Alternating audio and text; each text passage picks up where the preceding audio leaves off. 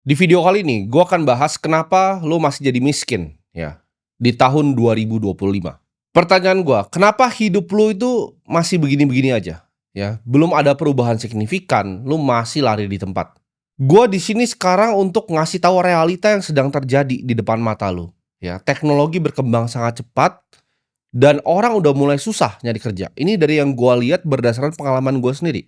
Teman-teman gue pengusaha yang punya 1.000 ya karyawan, 2.000 bahkan 5.000 karyawan.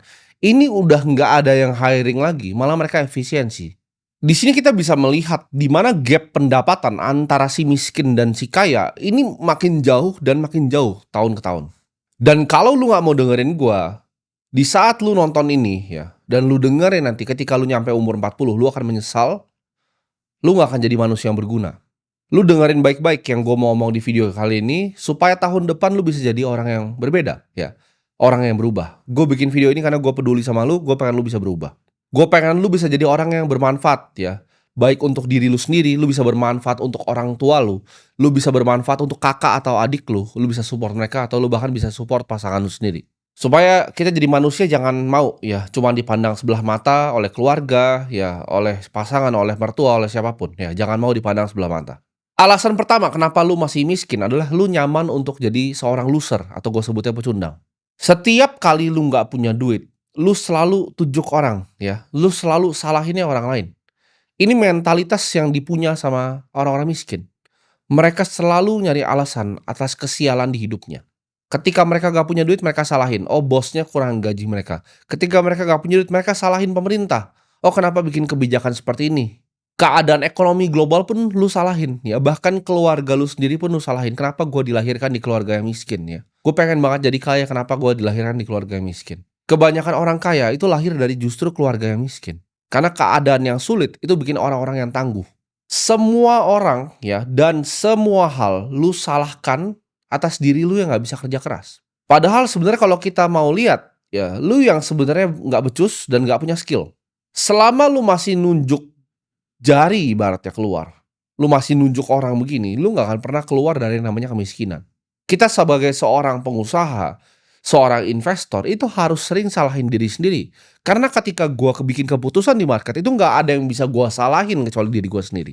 Orang miskin itu nggak pernah fokus ke dirinya ya, karena kenapa? Hatinya itu penuh dengan kebencian, penuh dengan iri, penuh dengan dengki ya. Ketika gue bikin acara misalnya kemarin, orang akan berkomentar, "Oh, sales Bitcoin," gitu. Padahal gue datang ke situ bersama triliuner yang lainnya ya, untuk ngajarin memang mereka-mereka yang emang udah pengen belajar gitu loh. Tapi yang pengen belajar ini sama di luar dikatain, kenapa? Karena dengan orang luar ngatain mereka yang datang dan pengen belajar, mereka ngerasa status mereka ini naik, sebagai seorang manusia. Mereka miskin, hidupnya nggak enak ya, nggak ada yang bisa dibanggain, diinjek-injek sama mertuanya, yang mereka bisa lakukan apa? Ngatain orang di TikTok. Kan mereka cuma scrolling doang, mereka ngatain. Oh, ini sales Bitcoin dan pengikutnya. Mereka nggak paham aset itu apa yang sebenarnya gue pengen ajarin di sana, apa yang didapatkan dari orang-orang yang datang di acara tersebut. Mereka nggak peduli, mereka mau nyalain semuanya kecuali diri mereka, ya. Iri dengkinya besar sekali. Dan kebenciannya luar biasa terhadap hidup dan dunia dan bahkan benci sama dirinya sendiri. Makanya gue kasihan kadang kalau lihat orang seperti itu. Kalau miskin mintanya bansos dan paling hobi nyalain orang lain. Lu kejebak di ilusi yang diajarin, didoktrin selama ratusan tahun ya, oleh Rockefeller, oleh orang-orang hebat lainnya. Mereka butuh kalian untuk jadi pekerja awalnya. Jadi mereka kan set sistemnya seperti itu. Oke, kita sekolah yang rajin ya, kita kerja keras ya, bekerja sama orang, kita cicil rumahnya ya, KPR 20 tahun. Nanti ketika udah lunas KPR-nya, kita bisa pensiun nih ya. Kita pensiun sebentar 5 tahun habis itu kita mati. Belum sempat jalan-jalan, belum sempat lihat dunia. Belum sempat bahagian orang tuanya, belum sempat bisa bikin kakak dan adik lu bahagia. Itu yang gua sebut namanya skema perbudakan modern ya. Lu sadar nggak mungkin selama 5 tahun ke belakang lu kerja ya, gaji lu tuh nggak naik-naik, tapi barang-barang di sekitar lu naik. Ini ibarat lu lari di treadmill yang nggak ada habisnya. Ini treadmill yang makin kencang makin kencang makin kencang. Jadi ibarat lu lari nih, treadmill-nya makin kencang. Akhirnya saking kencengnya, lu jatuh. Lu diajarin investasi, lu ngatain orang, gitu. Lu nggak ngerti apa asetnya, lu katain, "Oke, ini sales Bitcoin.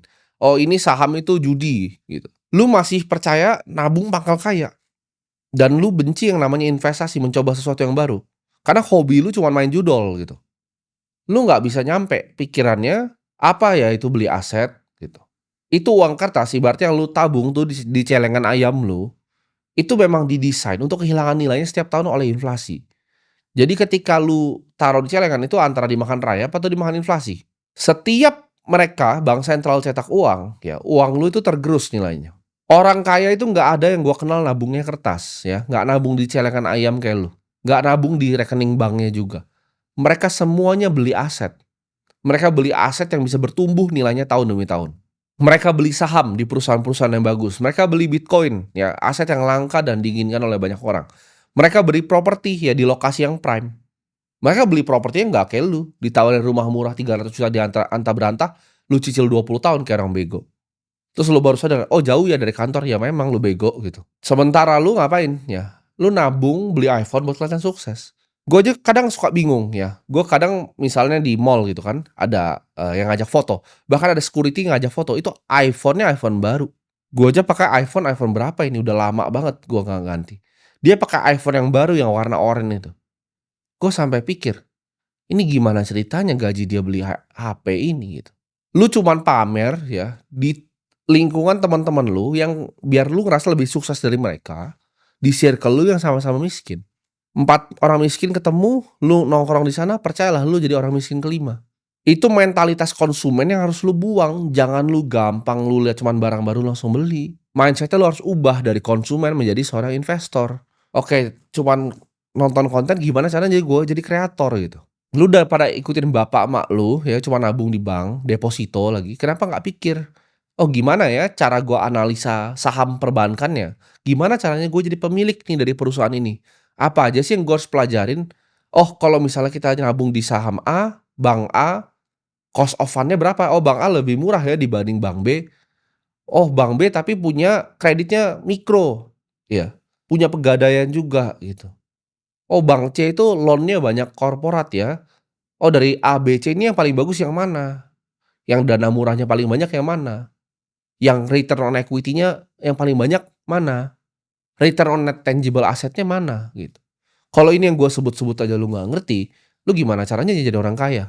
Lu semua itu hoki. Lu hidup di era perubahan dan transformasi teknologi terbesar gua sebutnya.